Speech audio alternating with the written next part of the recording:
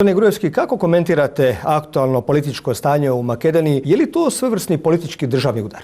Pa na neki način državen udar koga posle izborite, ki se donesi platforma vo druga država, a ki se odnesuva na vašата država, u slučaju na našата država Republika Makedonija. Koga ta platforma не е изнесена пред граѓаните на избори, кога граѓаните не се согласуваат. Кога таа платформа е спротивна на уставот на државата и кога политичарот кој што ја прифаќа таа платформа е уценет. Граѓаните не гласаа за таа платформа. Тие не беа запознаени пред само месец или два на изборите дека Зоран Заев ќе прифати таква платформа.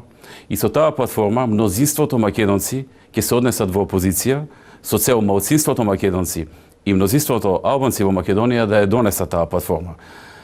Така гледано може да се каже дека е еден вид на државен удар. Zašto je za vas sporna takozvana albanska platforma? Niste li vi nešto slično potpisali 2008. godine? Не, воопшто не. Тоа е многу различно. Ова што сега се прави е спротивно на уставот на Македонија, се оди кон бинационална држава, се занемаруваат другите етнички заедници во Македонија, како што се турците, ромите, србите, бошњаците, власите, хрватите, зошто да не, така што сите се ставаат во една споредна позиција, а се фаворизира само една. Се фаворизира албанската етничка заедница и тоа се прави неуставно. Тоа се прави без да се најави на изборите, со платформа подпишана во друга држава под покровителство на друг премиер, на премиерот Еди Рама, што вчера беше и потврдено од една од партиите кои учествуваат таму, партијата Беса, која јавно кажа дека целата идеја и целото пишување на платформата било под покровителство на државата Република Албанија. Koliko je zapravo u ovom trenutku za vas problem specijalnog javnog tužiteljstva koji će se baviti kriminalom iz afere prisluškivanja? Naime, mnogi kažu kako ste vi protiv toga jer vas je strah uhićenja.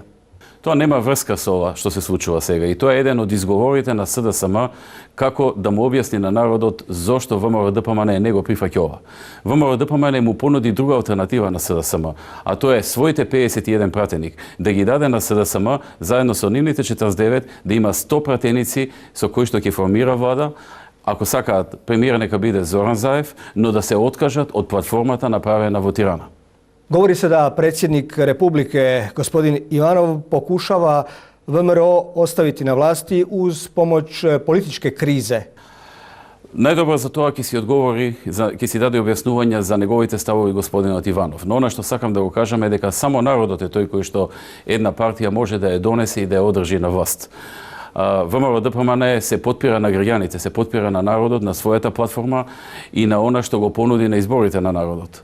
Tko stoji iza Zorana Zajeva? On nastupa prilično samouvjereno. Moram vas pitati, jeste li razumjeli poruku koju vam je prenijela gospođa Mogherini? Ако народот стои зад него, тој ќе прифати да одиме на предвремени избори заедно со локалните избори во месец мај оваа година, па нека излезе со таа платформа пред народот и да покаже дека навистина народот стои за таа. Доколку излезе со таква платформа на локалните избори, заедно со парламентарни, и народот тоа го прифати, ние тогаш не би имале ништо против. Инаку, она што го кажа господјата Могерини го разбравме исто како што го разбираме и тоа што го кажуваат стотици илјади граѓани на Македонија секој ден. I na kraju, gospodine Gruevski, kako će se riješiti ova politička kriza? Naravno, svi strahuju od onoga najgorega. Kompromisa za sada nema. Je li on moguć? Постојат два начина да се реши кризата кои што ние јавно ги понудивме. Едно е да има предвремени избори во месец мај заедно со локалните на кои што Заев ќе излезе со оваа платформа. Вториот начин е Заев да ја прифати понудата на ВМРО да се откаже од платформата, а да добие малцинска влада со подршка на ВМРО-ДПМН. Gospodine Gruevski, hvala vam lijepo na ovom intervju za Hrvatsku televiziju.